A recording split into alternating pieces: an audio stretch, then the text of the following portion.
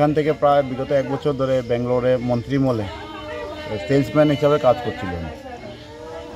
তো বিগত 2-3 দিন ধরে উনি অসুস্থ ছিলেন, জ্বর ছিলেন। আমরা ফোনে যোগাযোগ করেছি যে জ্বর ছিলেন।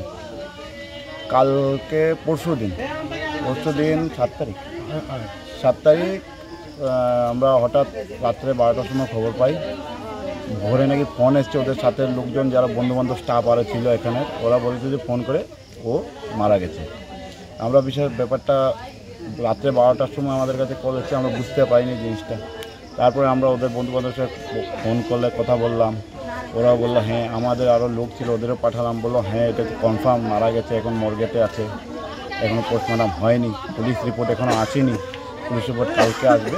ওদের 2টা বন্ধু ছিল, রোহিত এখানে কদমতলার প্রেমতলার ছেলে, আর আরেকটা ছিল সায়ন, এরা নাকি এদের হসপিটালে নিয়ে গেছে।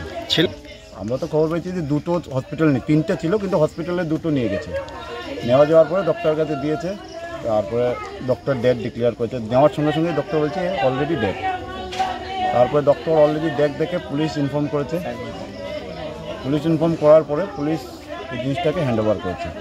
আর যারা নিয়ে এসেছিল ওদেরকে সন্দেহজনকভাবে পুলিশ অ্যারেস্ট করেছে। এখনও বর্তমানে ওরা হয়তো রিমাইন্ডে আছে কি জানি না।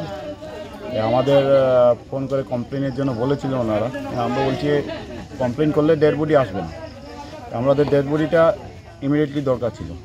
আমরা বলছি ঠিক আছে 10 বডি আগে আসুক, তারপরে আমরা কমপ্লেনের ব্যাপারে সিদ্ধান্ত নেব। কবে করবেন? এখন লোকালি করবো, আজকাল তো সব অনলাইন, এখান থেকে ওখানে যাবে সব কিছু। কদমতলা থানাতে কমপ্লেন করবেন?